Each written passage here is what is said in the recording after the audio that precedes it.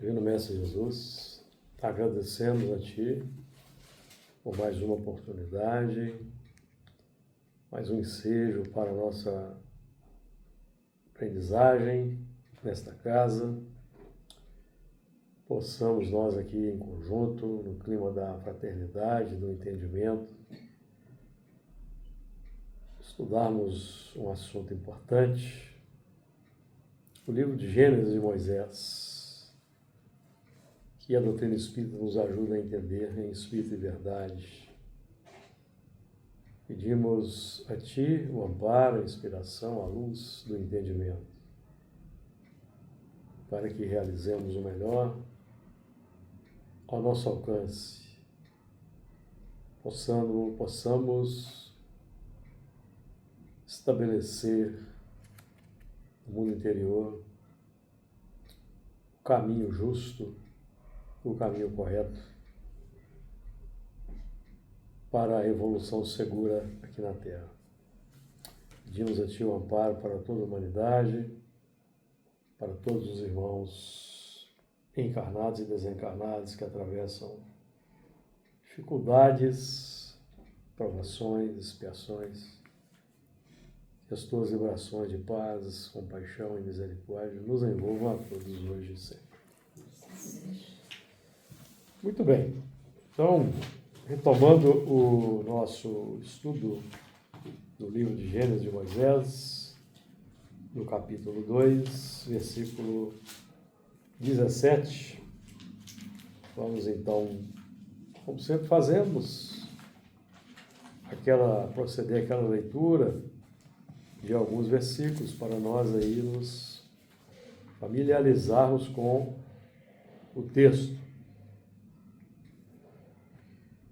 Versículo 17, capítulo 2. Mas da árvore da ciência do bem e do mal, dela não comerás, porque no dia em que dela comeres, certamente morrerás. E disse o Senhor Deus: não é bom que o homem esteja só, far-lhe-ei uma adjutora que esteja como diante dele.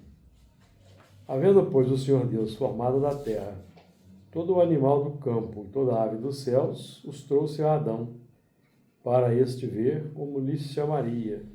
E tudo que Adão chamou a toda alma vivente, isso foi o seu nome.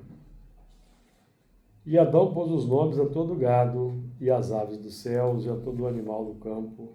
Mas para o homem não se achava adjutora, e estivesse como diante dele. Então o Senhor Deus fez cair um sono pesado sobre Adão, e este adormeceu.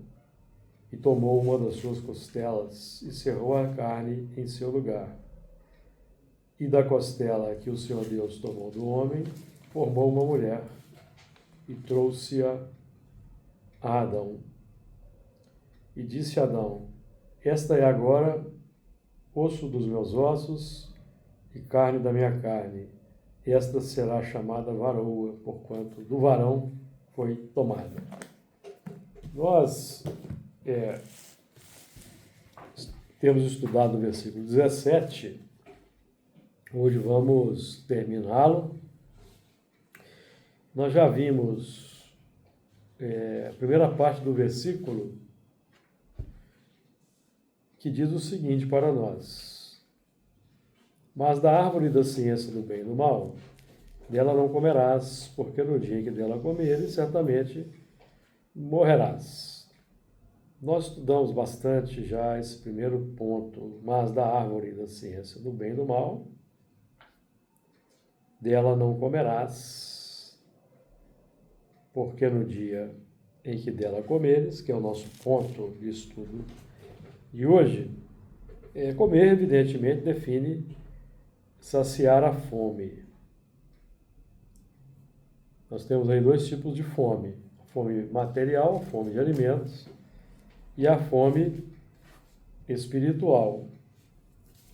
É a fome também que os nossos desejos apontam, as nossas emoções, os nossos sentimentos. Conforme é a natureza dos nossos sentimentos são classificados como imperfeições, que nós já conhecemos bastante, como orgulho, vaidade, cobiça, e de um modo geral eles ainda são a nossa tônica. Nós temos a fome, que esses desejos, essas emoções propõem. Então nós vamos buscar saciar a fome que esses sentimentos indicam, apontam. Se nós não controlarmos o egoísmo, nós vamos querer tudo para nós. E no mundo de interações, como é o nosso mundo, interações intensas, se nós dermos muita vazão para os sentimentos complexos, na base deles está o egoísmo, nós vamos criar dificuldades para nossos irmãos aqui na Terra. Então, esse tipo de sentimento aponta também a fome e sede de justiça, do ponto de vista da necessidade de correção e até de expiação, conforme é a tônica, a intensidade. Então, bem-aventurados. Boa noite, como é que tá? Tudo bem? Tudo bem com vocês, licença? Tudo bom. Eu semana passada eu esqueci de passar para ele, o Elana, página 14. Não, porque a 14 nós vamos entrar nela hoje, eu não tenho mais a 13. Então, quando Jesus vai dizer para nós no Sermão da Montanha, bem-aventurados os que têm fome e sede de justiça, porque eles serão fartos. Então, nós podemos analisar sobre dois aspectos. Aqueles que são injustiçados no mundo, eles irão alcançar a justiça, porque no mundo não existem injustiças. A injustiça humana é aproveitada para que a justiça divina se cumpra. Mas quando nós não combatemos essas más inclinações, nós vamos então, estamos enviando para a vida, vamos dizer assim, para o universo, para Deus, aquela mensagem que nós precisamos de correção de rumo. Correção de rumo. Então, na verdade, quando nós nos entregamos aos sentimentos complexos, nós vamos atrair para nós pessoas, circunstâncias, situações que vão favorecer a correção daqueles sentimentos. Kardec definia isso como o mal é o seu próprio remédio. O egoísmo é um mal. Como nós muitas vezes não queremos combater o egoísmo, então o egoísmo por si só, ele vai acarretar o corretivo no tempo. No tempo e no espaço, nas reencarnações, certo? Por isso é que Deus não exerce ação direta na matéria, aprendemos no Evangelho segundo o Espiritismo. Então, como que a justiça divina, então, ela é realizada? Nós temos uma questão interessante no Livro dos Espíritos, 964, que nos ajuda a entender. A 964, Kardec perguntou o seguinte para os espíritos: mas será necessário que Deus atente em cada um dos nossos atos para nos recompensar ou punir? Para o religioso tradicional, Deus interfere. Mas a doutrina espírita, nos ensina que Deus não exerce a ação direta da matéria. Por quê? Porque ele criou as leis naturais que regulam tudo no universo. As leis naturais que a ciência conhece e aquela parte das leis naturais que a ciência não conhece, que são as leis morais, mas que também são leis naturais. Nós também ainda temos um certo entendimento equivocado,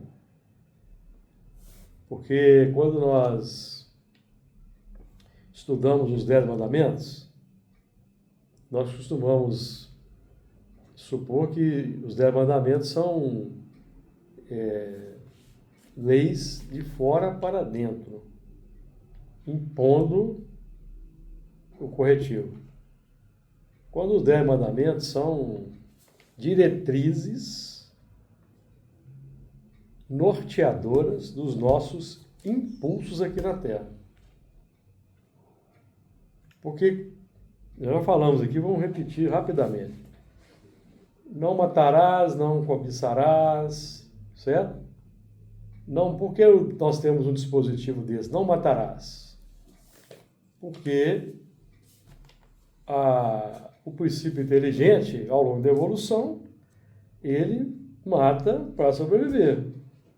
Quando o princípio inteligente adentra na faixa da humanidade, ele carrega os instintos naturais. Alguém pode pensar assim, então Deus nos criou para o mal, já que tem o instinto de matar, Deus nos criou para o mal. Não. É uma lei da natureza. Matar para sobreviver é uma lei da natureza. O homem primitivo também mata para sobreviver. Mas na faixa da humanidade, com a razão esclarecida, a coisa já é diferente. Por isso aqui nós temos o dispositivo, não matarás. Por isso que nós não temos direito de tirar a vida do semelhante, mas na faixa da humanidade racional. Nós podemos dividir a humanidade em duas faixas. A faixa irracional, antes da humanidade desenvolver o pensamento contínuo e desenvolver a razão, éramos homens, mas ainda irracionais, certo? Que a razão vai se abrindo e o coroamento da razão está no entendimento das leis divinas, então, aí quando nós tomamos contato com as leis divinas, as leis, por exemplo, reveladas por Moisés, e a nossa consciência homologa como um dispositivo legal, a partir daí, então, entra a responsabilização. Está ali no quadro. Certo? A responsabilização. Então, mas se eu mesmo, tendo concordado com as leis divinas, eu ignoro as leis divinas e continuo sendo o egoísta, aquele que vai impor dificuldades para o próximo, esse egoísmo mesmo, por si só, vai ser o mal que eu necessito, pelo que ele vai acarretar. Porque eu vou atrair aqueles que sentem como eu sinto, nós vamos nos atrair, nos entrelaçar nas reencarnações, nas sociedades, e um vai corrigindo o outro, percebeu? Mas, na verdade, vai ficando cada vez mais arraigado, né? Mais complicado. Vai, se não combatemos, ele cresce. É uma característica do sentimento crescer. Crescer. Porque o sentimento, ele nos impulsiona o para. Aí vem os desejos, que representa a fome. A fome vai nos levar a comer. Então, quando surge o desejo aponta uma fome. Nós temos que identificar se aquela fome ali, na faixa que nós estamos, se aquela fome é adequada. Por exemplo, o desejo de matar o próximo. Certo? É adequado? Não é adequado. Mas nós temos na sociedade muitos irmãos que acham que é adequado. Mas é por isso que temos as leis. Porque nós temos na sociedade, nós aprendemos aqui estudando o Evangelho segundo o Espiritismo, aqueles 3 grupos de espíritos, certo? Selvagens, semi-civilizados e os mais adiantados.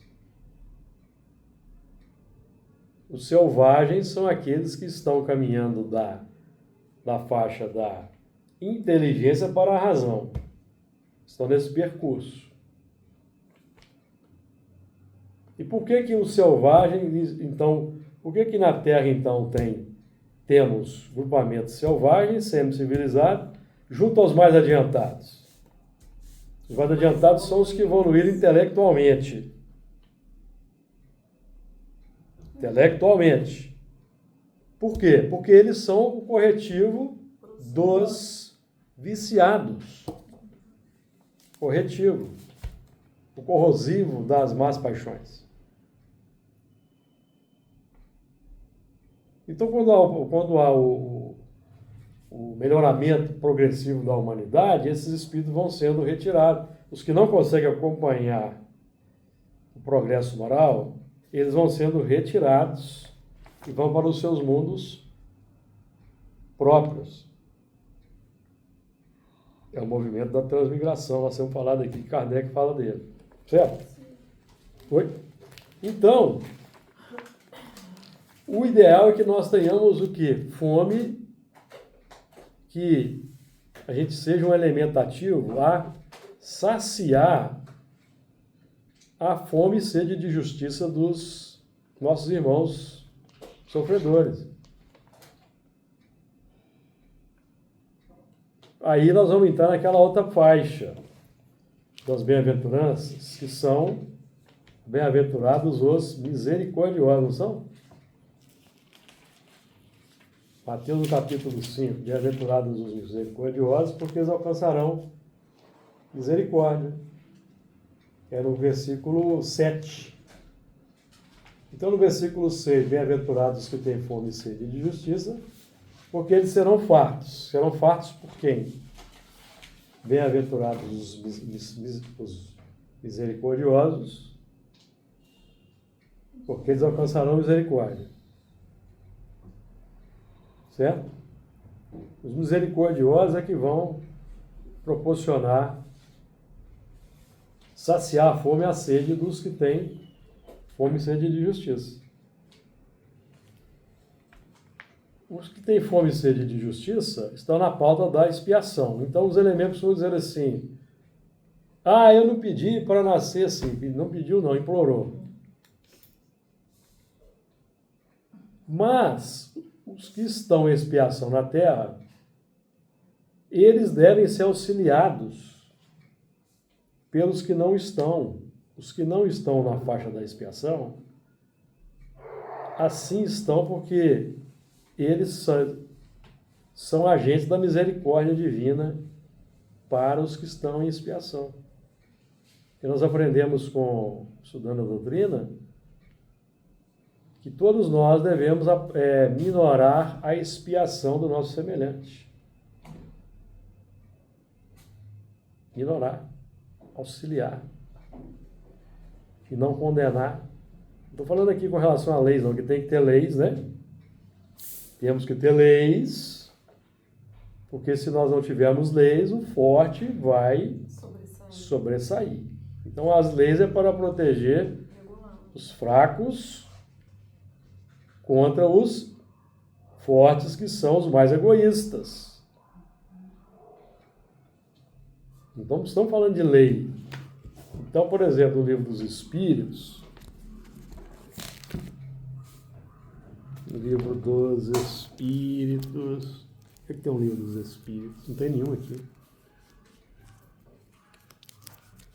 No Livro dos Espíritos nós temos 3 questões que... Não, está comigo na minha mão. Eu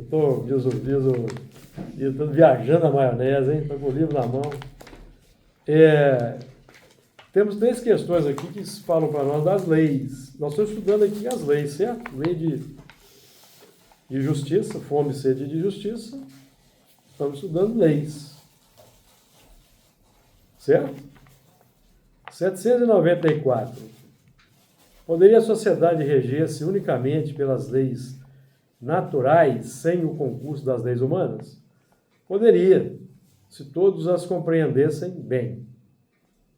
Se os homens as quisessem praticar, elas bastariam. A sociedade, porém, tem suas exigências. Aqui o Kardec, os espíritos não entram no mérito da exigência. Certo? Sim, porque se quisesse, não basta. Porque o egoísta tem certas exigências.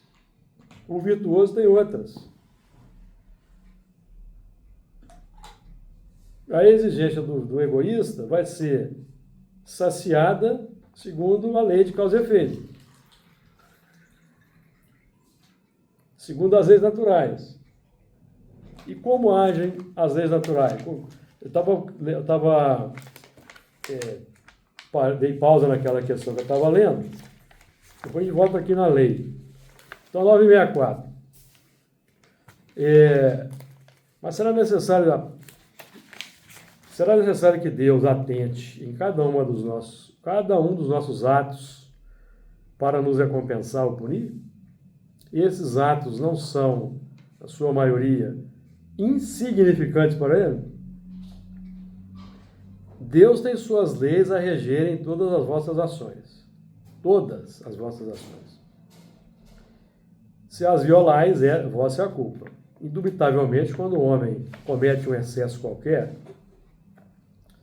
Deus não profere contra ele um julgamento dizendo, por exemplo, foste guloso, vou punir-te. Ele traçou um limite às enfermidades e muitas vezes a morte são a consequência dos excessos. Eis aí a punição. É o resultado da infração da lei como em tudo. Certo? O elemento que é glutão, Deus não precisa ficar avisando, você é glutão, eu vou te punir. Não, tem a lei natural que Ele estabeleceu para o universo. O organismo físico obedece a leis. Para que ele vai interferir? Não precisa. As leis são sábias. As leis naturais são o efeito inteligente de uma causa inteligente. Então o elemento é glutão, o organismo vai avisar para ele, então ele tem que moderar, não tem? Se ele não moderar, o que vai acontecer? A morte. Então ele vai aprender no mundo espiritual, vai sofrer lá no mundo espiritual, a revolta, certo? Mesmo caso com as leis morais. Agora, Deus permite que a misericórdia, bem-aventurados os misericordiosos, Ele permite que a misericórdia amenize o sofrimento próximo. Então nós temos hoje a medicina, os remédios, a cirurgia, o elemento é glutão, mas hoje ele está beneficiado pela medicina.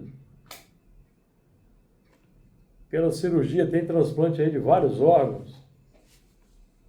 Então nós temos o benefício da misericórdia, favorecendo a nossa vida na Terra, todos os sentidos, certo? Mas quem é favorecido por essa misericórdia? É quem tem o merecimento. E nem só quem tem o merecimento. Todos que estão na Terra hoje temos acesso à medicina, não temos? Sim. Todos.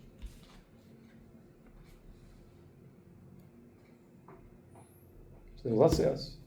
Então, todos se favorecem. O elemento está dilapidando o seu corpo físico lentamente, é favorecido pela medicina para que ele retroceda. Retroceda. Se ele não retroceder, continuar abusando, o que acontece? Na próxima ele vem com uma deficiência orgânica. Porque Deus está punindo? Não, porque aquela deficiência orgânica vai ajudá-la a superar o vício.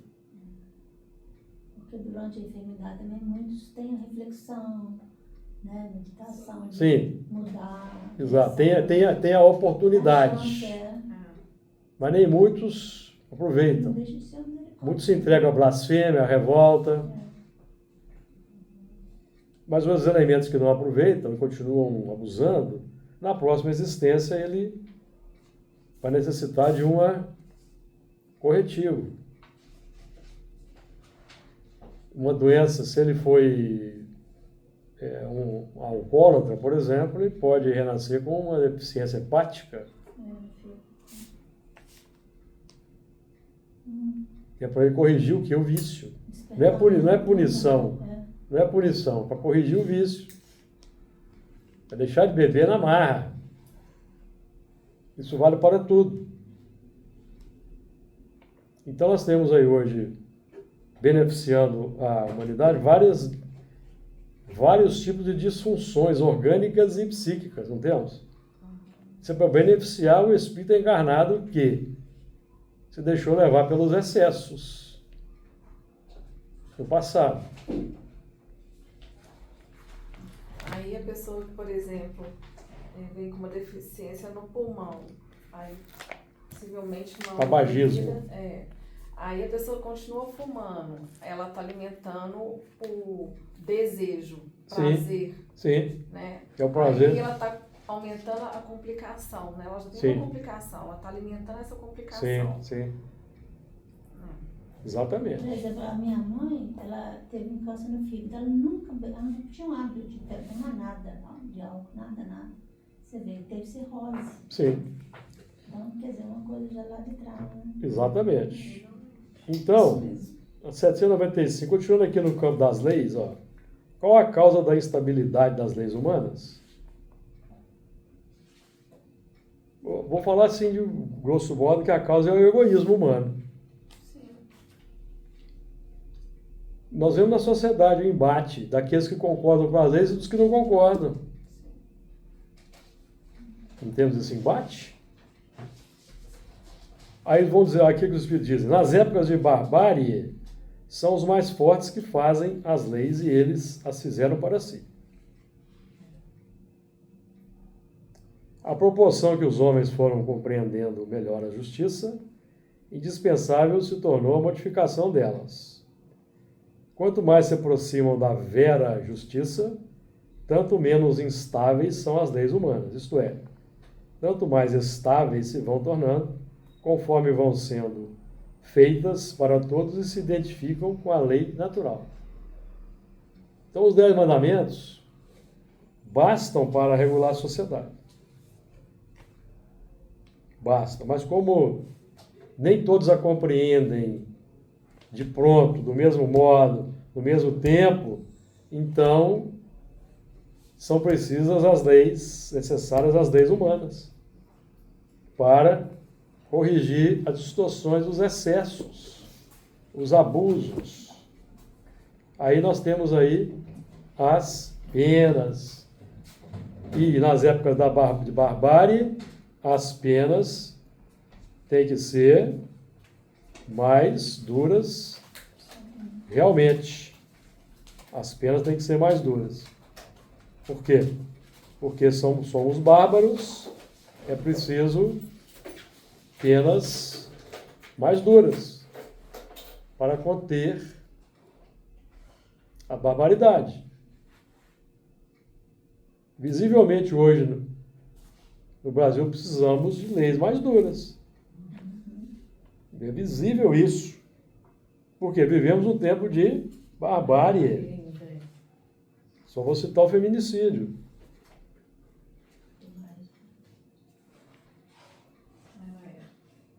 Certo? Então, esse é o ponto aí. Mas, Se nós conseguirmos viver e praticar as leis de Deus, elas bastam. O código é perfeito. Seria perfeito mesmo. O código é perfeito, porque são diretrizes para as más inclinações. Não matarás. Porque nós ainda trazemos o instinto de matar. Não cobiçarás, porque nós ainda cobiçamos. Não dirás falso testemunho contra o seu próximo. Nós vamos lá para a rede social e soltamos fake news, não é? Tem um mandamento. Não dirás falso testemunho contra o seu próximo. Porque nós temos a tendência de mentir, certo?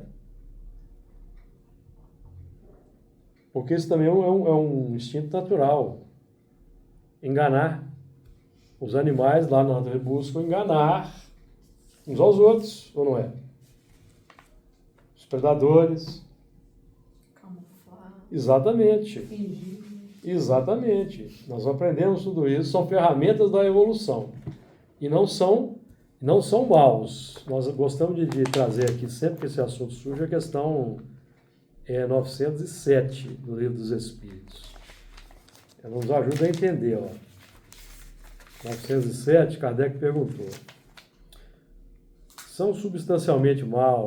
será substancialmente mal o princípio originário das paixões, embora esteja na natureza? Qual é o princípio originário das paixões? Você falou na semana passada. Você se recorda? Foi dos embriões? Os instintos são embriões de sentimento. Então, o princípio originário das paixões é o instinto natural que nós desenvolvemos na faixa da animalidade, de cuja faixa estamos mais perto do que a da angelitude. Então, são ferramentas da evolução. Aí os espíritos responderam: não, a paixão está no excesso de que se acresceu à vontade, visto que o princípio que lhe dá origem foi posto no homem para o bem. Olha só, o princípio que lhe dá origem, o instinto, foi posto no homem para o bem. Posto como no homem? Pela evolução. Ao longo das encarnações. Foi posto no homem. Posto no coração. Ferramentas da evolução. Que nós vamos transformar em sentimentos nobres. Aí nós vamos escapar da lei de causa e efeito.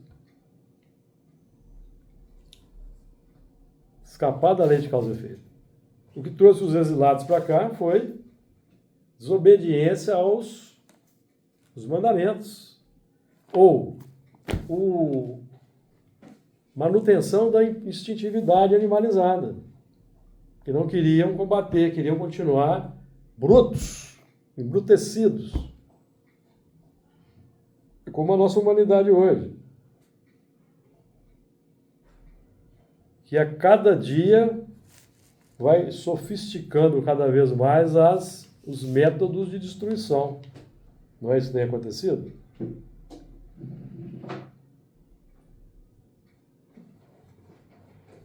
Tem agora um programa aí de um determinado país, de uma quantia fabulosa de 100 bilhões de dólares, para desenvolver um caça mais letal da história. As pessoas que vão ser atingidas não vão nem saber o que atingiu. Então essa é a sofisticação. Sofisticação do egoísmo no grau extremo. Em vez de... Certo? Então nós estamos assim... Para onde nós estamos caminhando?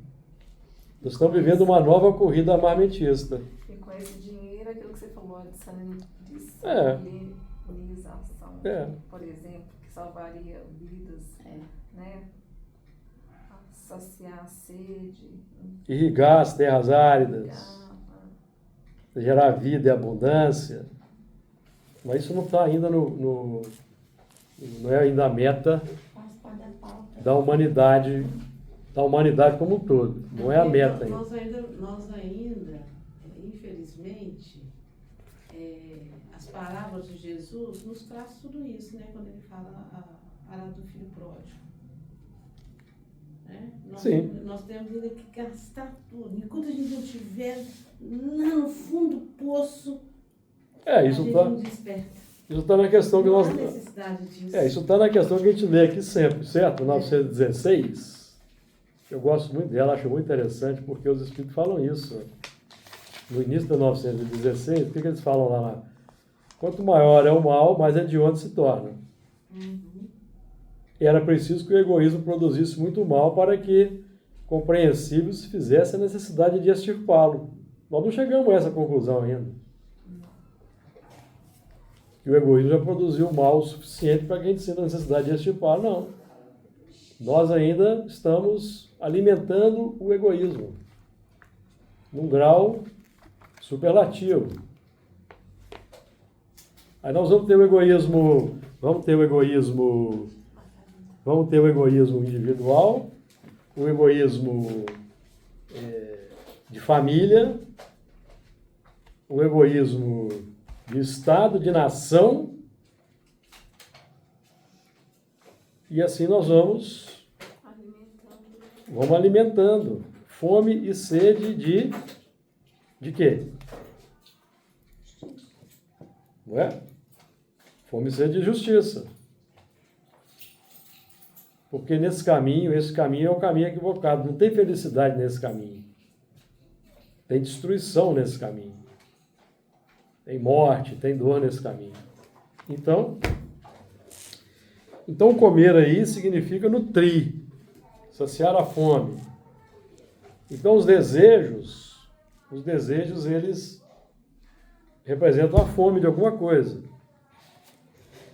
Nós podemos saciar a fome do desejo? Sim, conforme a lei de Deus. Conforme a lei de Deus. Tanto a fome biológica quanto a fome espiritual. Conforme a lei de Deus. Fome de matar não é mais cabível para nós na Terra hoje. Não é mais cabível. Para nós aqui é inconcebível matar o próximo. Mas para muita gente não é. Tem gente que faz até pilhéria com esse tipo de ação. Faz anedota. Certo? Então nós vivemos um momento de definição de valores na Terra. Que vai levar vai levar muitas sérias consequências aí. Então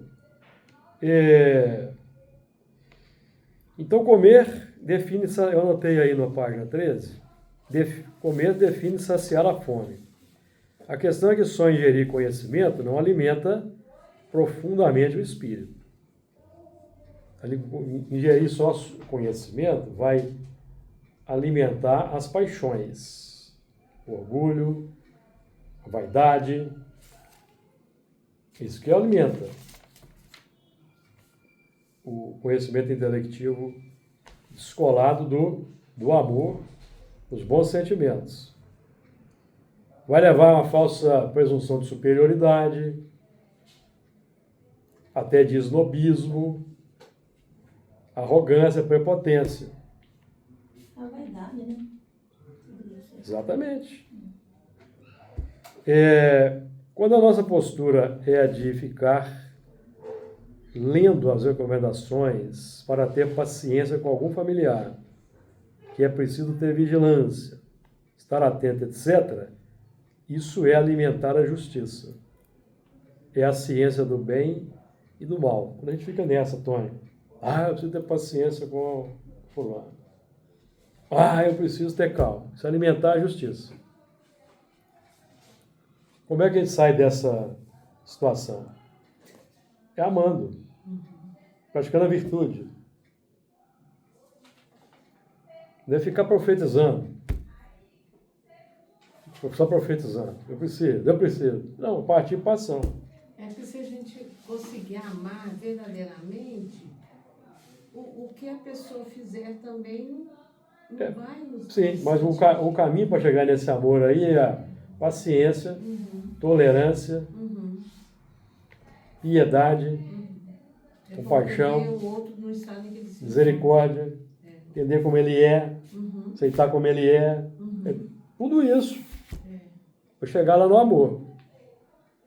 Certo? Nos mundos assim, mais adiantados, não deve ter essas leis que nós temos. Não precisa. Porque já vive naturalmente. Não precisa. Né? Não As precisa. leis já estão dentro. Pois é, eles já vivem naturalmente.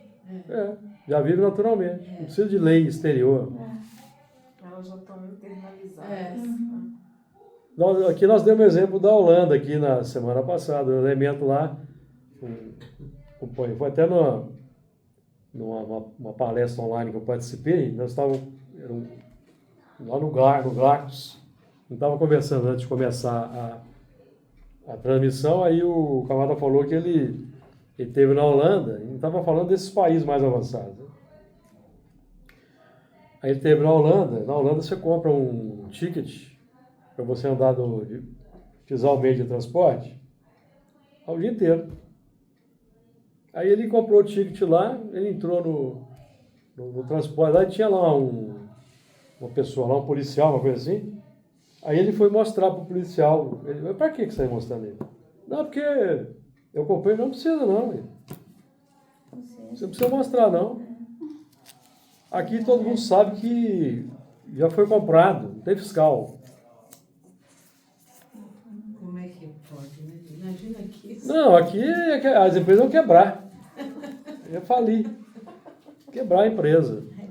Oh, meu Deus do céu. Brasileiro é tão bom. Aqui Exatamente. ia ter sofisticação na forma de enganar. Forma de enganar, exatamente. Os golpes estão mais sofisticados. E não precisa, para educação. Inteligência, É educação, isso é educação, sabe? Kardec vai dizer que a educação é a arte de formar os caracteres. E a educação é o conjunto dos hábitos adquiridos. Então, o conjunto dos meus hábitos adquiridos fala para os espíritos qual que é a minha educação. Certo? Que a gente fala naturalmente. Os espíritos sabem, ó, isso ali precisa de experiência que vão levar ele para desenvolver paciência. Entendeu? Eu costumo dizer, eu recebo muito elogio da educação do meu filho. E eu falo, gente, muito bom ouvir isso, mas eu não acho que seja muito a minha educação. É dele. É uma espontâneo, sabe? Então, Educar e é tirar de dentro. Tirar de dentro. É como se fosse mais fácil se educar algo que já está pronto, mais ou menos pronto, do que você pegar um... Exatamente. Mas tem a sua parte também. Não deixa de ter, né? É lógico que tem, só aprimoração. Ficar atento. Porque eu lembro que na época de ficha telefônica, na Copa, né? Os brasileiros não colocavam a fichinha amarrada numa... Sim. E puxava. Puxava, exatamente. Gente, como é que nós podemos ser a pátria do Não precisa nem continuar, não, que todo mundo já captou. Mas da árvore da ciência do bem e do mal dela não comerás, porque no dia que dela comer, certamente morrerás. Então a morte. A morte é o quê? É a morte que aquele elemento precisa. O elemento abusou da inteligência, ele vai renascer morto para a inteligência. Vai ter dificuldade de desenvolver a inteligência. Ele abusou da inteligência. Dificuldade de aprendizagem. Dificuldade de aprendizagem. Por quê? Porque ele precisa desenvolver bons sentimentos. Então, uma existência mais simples, uma dificuldade, vai favorecer o desenvolvimento dos bons sentimentos. Então, tem uns que nascem mortos para o dinheiro, certo? Ninguém não arruma dinheiro nem para o decreto, dinheiro é a maior dificuldade. Não pode ver, como o caso aí que ela citou do fígado, né? Não pode comer nada mais forte porque o fígado A vesícula não tolera. Abusou, guloso. Então agora tem que ser moderado. Do ponto de vista filosófico, nós aqui estamos promovendo a morte do homem velho. Do ponto de vista filosófico. Então, eu até separei aqui uma passagem do Mateus, capítulo 10, versículo 21. Ó. E o irmão entregará à morte o irmão, e o pai o filho. E os filhos se levantarão contra os pais e os matarão. Quem vê isso aqui fala assim, olha que isso aqui é uma maior carnificina.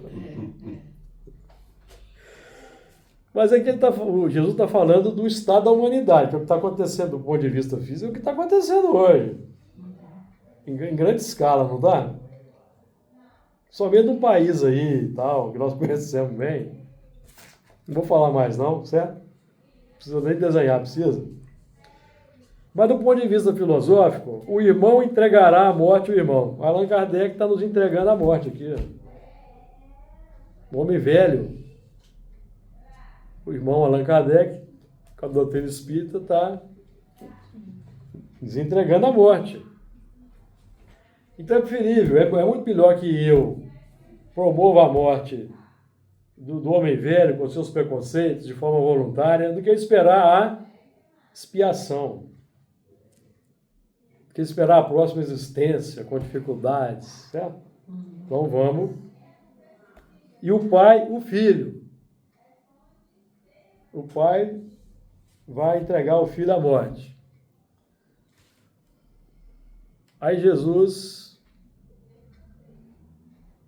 vai dizer lá, né? Quem é meu pai, não é isso? Falar com os fariseus, né? Então, todos nós temos um pai, propriamente dito que é Deus, Criador, mas nós temos o pai com a letra minúscula, que somos nós mesmos.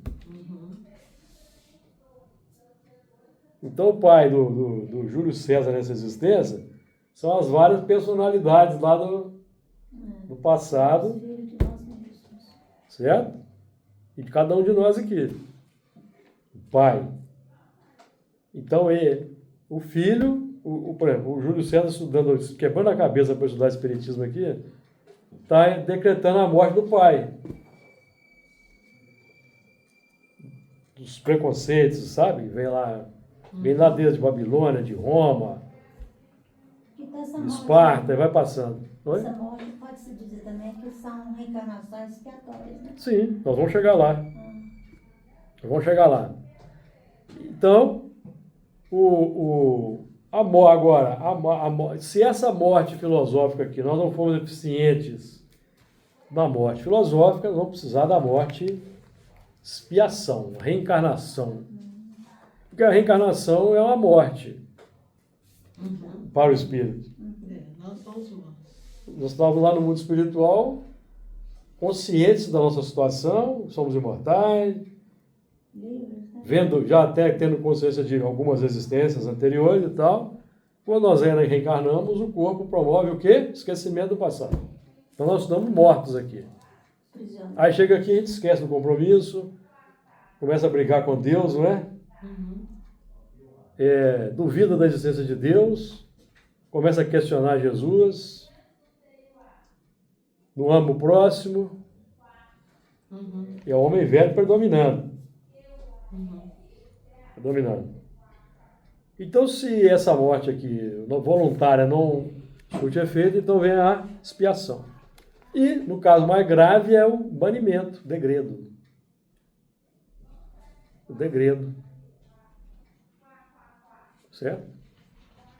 Então, quando a gente estuda o Evangelho segundo o Espiritismo, que fala dos mundos de expiação e provas, capítulo 3,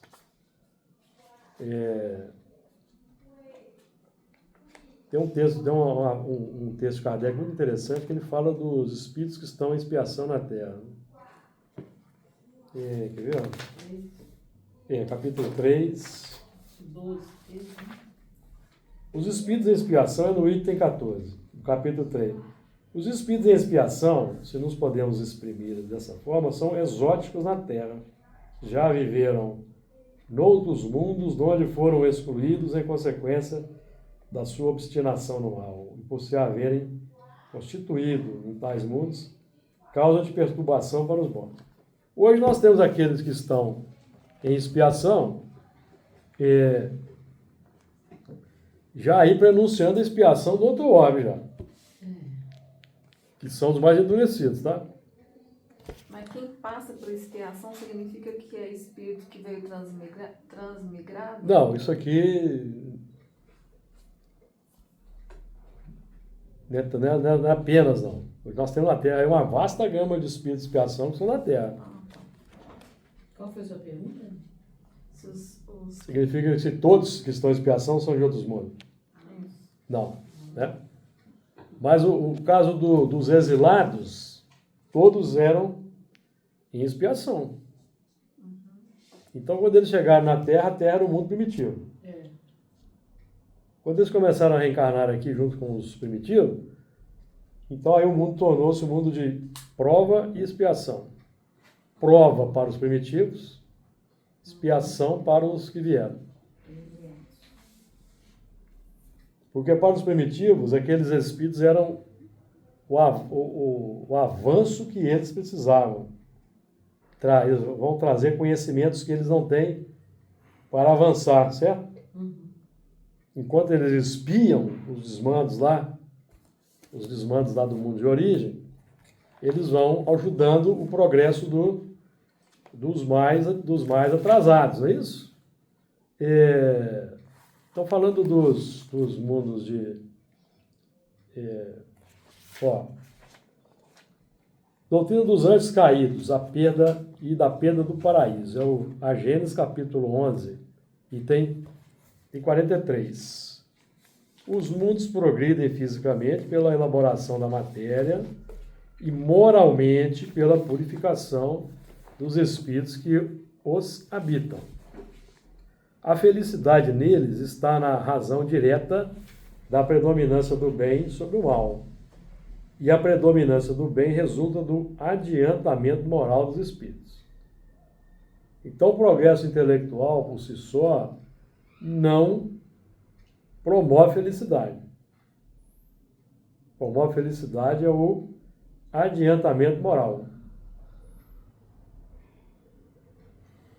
Por quê? Se eu sou carregado de maus pendores, avanço muito intelectualmente, o avanço intelectual vai favorecer a satisfação dos meus maus pendores. Meus maus pendores vão sofisticando-se. Que é o que vemos na Terra hoje. Todo o progresso tecnológico capitaneado pela indústria bélica.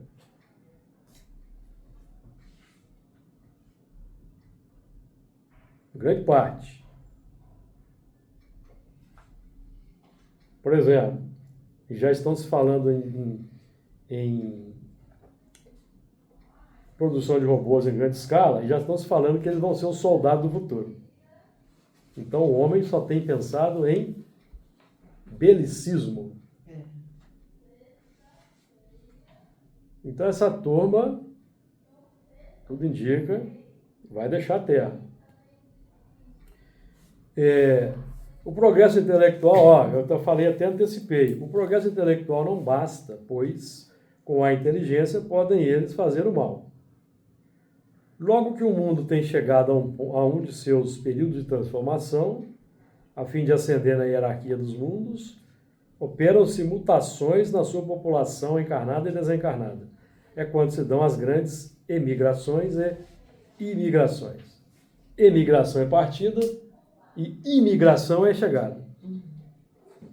Os que, apesar da sua inteligência e do seu saber, perseveraram no mal, sempre revoltados contra Deus e suas leis. Essa revolta contra Deus e suas leis não é a revolta declarada contra Deus, não. Vamos regimentar um exército aqui para combater Deus. Não, é egoísmo que chama isso.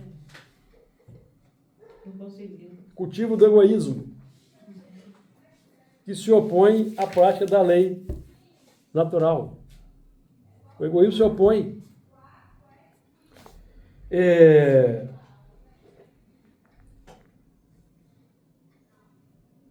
Os que, apesar da sua inteligência e do seu saber, perseveraram no mal, sempre revoltados contra Deus e suas leis, se tornariam daí em diante um embaraço ao progresso posterior progresso moral, uma causa permanente de perturbação para a tranquilidade e a felicidade dos bons, pelo que serão excluídos da humanidade a que até então pertenceram e tangidos para mundos menos adiantados, onde aplicarão a inteligência e a intuição dos conhecimentos que adquiriram ao progresso daqueles entre os quais passam a viver.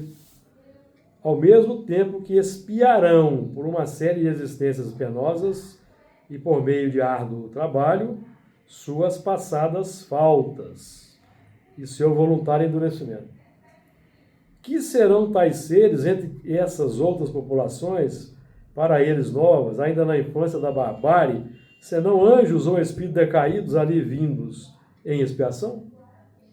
Não é precisamente para eles um paraíso perdido, a terra de onde foram expulsos? A terra não era para eles um lugar de delícias em comparação com o meio ingrato, onde vão ficar relegados por milhares de séculos, até que hajam merecido libertar-se dele? A vaga lembrança intuitiva que guardam da terra de onde vieram é uma como longínqua miragem a lhes recordar o que perderam por culpa própria. Mas, ao mesmo tempo em que os maus se afastam do mundo em que habitavam, espíritos melhores aí os substituem, vindos quer da erraticidade ou do mundo espiritual concernente a esse mundo, quer de um mundo menos adiantado, que mereceram abandonar. Então, aqueles que avançaram no mundo menos adiantado são promovidos para o mundo mais avançado, como a Terra. Espíritos, esses para os quais a nova habitação é uma recompensa. Assim, renovada e depurada, a população espiritual dos seus piores elementos, ao cabo de algum tempo, o estado moral do mundo se encontra melhorado. Então é por isso que precisa de muito tempo. Vão sendo retirados os maus, vão chegando os bons, então precisa de um tempo para que a influência dos bons sobrepuje a dos maus naturalmente na Terra. Então esse estado de coisa, essa é a morte, que nós podemos considerar até a segunda morte. O degredo é como se fosse uma segunda morte para o espírito, né? Então, certamente morrerás. Nós ouvimos analisando de vários tipos de mortes, né? Nós estamos aqui numa morte, alimentando egoísmo, vaidade e cobiça, estamos morrendo e não sabemos. Estamos sujeitando aí a existências mais difíceis. E aqueles que estão aí, não estão preocupados muito com o próximo, não têm mínimo senso de empatia, de compaixão e de piedade, estão se candidatando a deixar este mundo.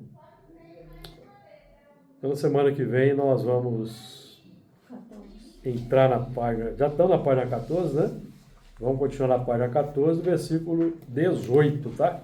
Não vamos voltar mais no 17, não. Depois você deixa uma 14. Mas não tem essa. Eu tinha 13. Não tem. Só dá pra mim, gente. Oi?